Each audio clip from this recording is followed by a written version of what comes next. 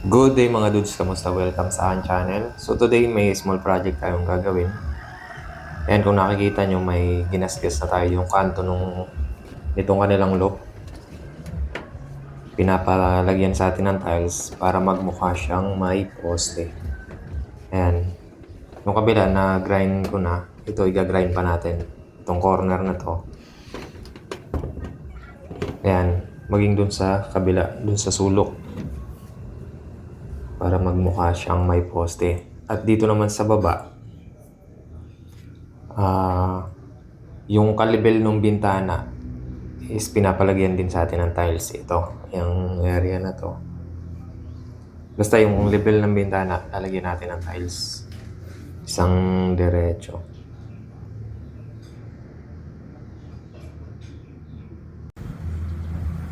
Tapos na tayong mag-grind, nakaskas na natin. Ito pwede na tong pagkabitan ng tiles.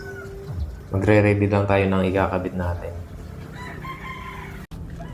Ngayon naman, magkakat na ako ng tiles na ikakabit natin dun sa taas at dun sa baba sa level ng bintana.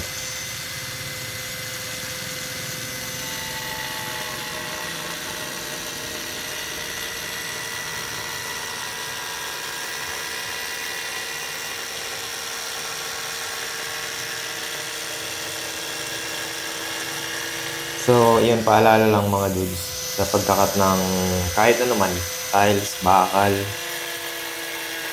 Ayan, napansin nyo, binaliktad ko yung grinder. Paalala lang po, huwag nyong gagayahin kung hindi kayo sanay. Bali, ang tamang hawak ng grinder is yung ginawa ko kanina. Yung patulak na nakabaliktad yung talsik niya is papunta sa akin. Ngayon, binaliktad ko. Tapos ang talsik niya naman paunahan. Huwag niyo pong gagayahin kasi delikado. Lalo na kung hindi kayo sanay. Binaliktad ko po yun para hindi tumama sa akin yung talsik nung dumi. Then, kung mapapansin nyo, pahatak na yung ginawa ko. Hindi na pasulong. Kung babaliktadin nyo po yung grinder is pahatak dapat. Pero kung yung tamang position po ng grinder, patulak. Pero kung hindi po kayo sanay, huwag nyo pong gagawin kasi delikado. Maaari kayong mandisgrasya. Or sa inyo tumama yung grinder. Kaya paalala lang po ulit. Huwag nyo pong gagayahin kung hindi kayo sanay. Ayan, kagaya po nito, patulak yung ginawa ko una kasi para makuha ko yung linya. Tapos pahatak na yung gawa ko.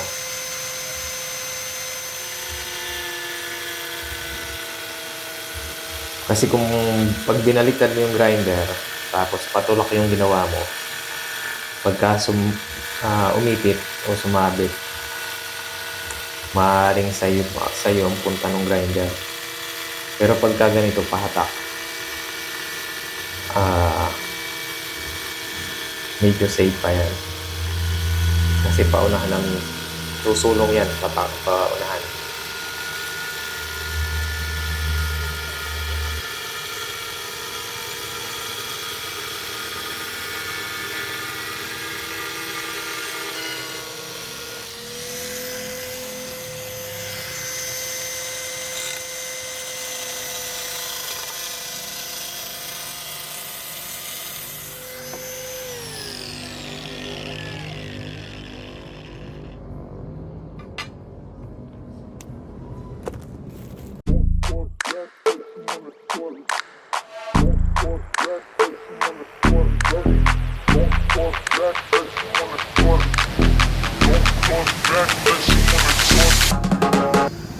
So, ayan, tapos na tayo magkabit ng tiles dito sa taas.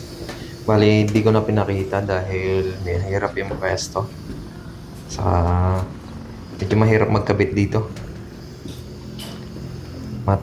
Hindi patag yung tinatapakan natin, then basta alanganin yung pwesto. Tapos suot pa tayo dito sa bubong. Ito na, okay na. Tapos na tayong magkabit dito. Ngayon naman, Lipat tayo dun sa baba.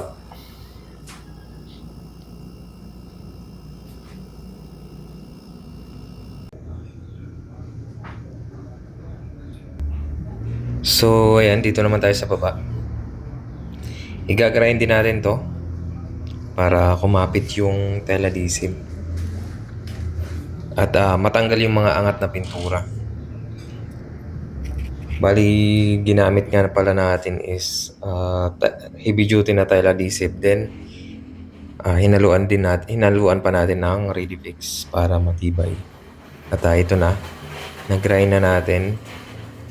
At pwede na nating ikabit yung tiles.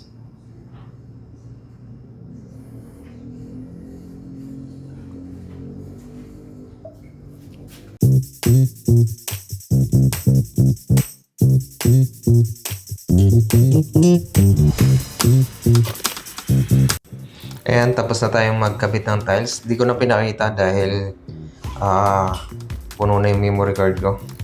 Then, ayan, naka-level siya dun sa bintana, nakapantay. So, paano mga dudes, hanggang dito na lang at see you again sa mga susunod pa nating gagawin. Bye-bye, God bless, and stay safe!